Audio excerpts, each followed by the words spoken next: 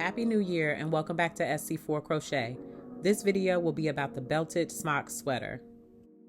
This video will not be a full tutorial. However, I will provide my stitch counts and measurements to serve as a guide for you to remake this project.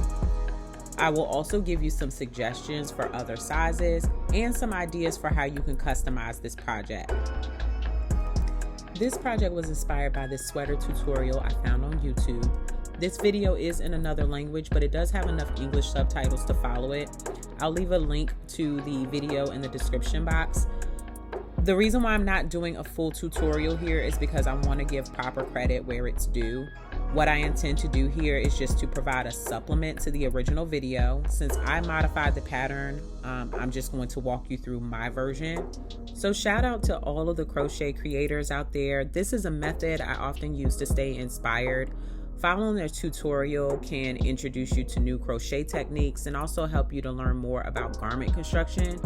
It also helps to inspire new ideas and can help to pull you out of crochet block if you lose motivation. But there's a few things I wasn't feeling with the finished project when I tried it on. Honestly, I think it's a little too big. I hoped for more cinching in the belt area, and I think the belt should be a little bit higher on the waist instead of hitting at the hip where it is right now. Overall, I was aiming for like a size medium to large, and I think I made it more like an extra large. So let's get into styling. My original idea was to wear this over an all black base. The taupe color is a great neutral that coordinates really well. I switched to a lighter outfit and went with ripped jeans and black Tims just to give it a little edge. Also, switching it to a skinny jean but keeping the top light, I made it casual with a neutral sneaker. And you can also dress up that same look with a taupe boot to match. I brought the black jeans back in with the white top, and again, it goes great with the sneakers or the boots. This is definitely a unique look that you can dress up or down. So let's talk materials. I used Big Twist Value yarn in the color taupe. This yarn calls for a 5mm hook, but I used a 5.75mm hook. There is a little sewing in this project, so you'll also need a yarn needle.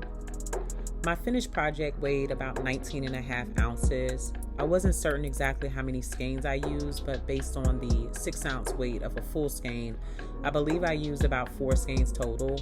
This is how much yarn I had left from the 4th skein as well, so as far as yarn mileage goes, it doesn't use a lot of yarn for such a large project. Construction is pretty easy on this project.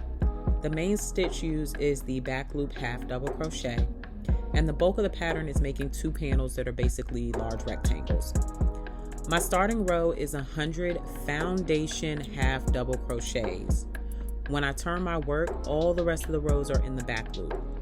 So the first section is going to be 12 rows total to make the shoulder.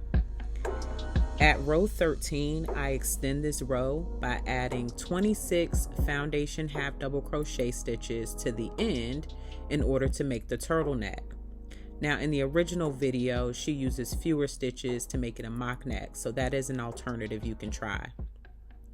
I do a total of 17 of these extended rows to finish out the neck.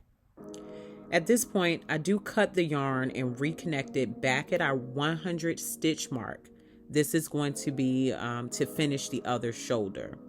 So that's another 12 rows there, just like where we started. The next thing we want to do is add this edging to the shoulder and neck area. The edging is 12 half double crochets stitched along the 12 rows of the shoulder and 26 back loop half double crochets into the neck area. So super easy, and I did 4 rows for the edge. You're going to repeat the edging along the opposite shoulder and then repeat this entire process to make the second panel. Once your panels are made, you're going to decide which side is the wrong side, and you're going to stitch them together on the inside of the project. I used a whip stitch with my sewing needle to connect the panels along the shoulder and the neck, and you're going to do that on both sides. The belt is worked along the sides of your back panel. You basically attach the yarn and continue with 20 back loop half double crochets. There is a decrease worked in each row, but only along the top side so that it stays flat at the bottom of the belt. I used the half double crochet 2 together stitch in order to do my decreases. On this project, I started the belt at 45 stitches from the bottom, but I already showed you that I feel like I need to move that.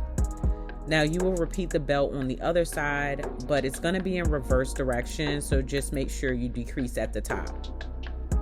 Now on this side, I made the strap by chaining 49 and then slip stitching 48 back. When you come back to the half double crochet section of that belt, you will have to slip stitch into 2 of the half double crochets in order to turn your work, but then you work the rest of the strap using the back loop slip stitches, and I believe I did a total of 5 rows to finish that strap. On the other side, I put the 2 D-rings against the back of the work, and I just folded the last row inside of the rings and then sewed it down to attach it onto the belt.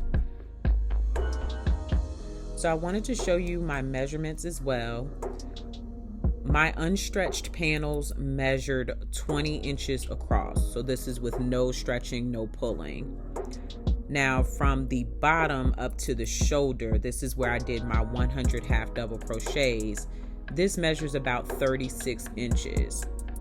And I did the 4 rows of edging at the top. That added maybe another 2 inches onto the top at the shoulder. So here is my guideline for how I would make this project again. You can pause here for reference.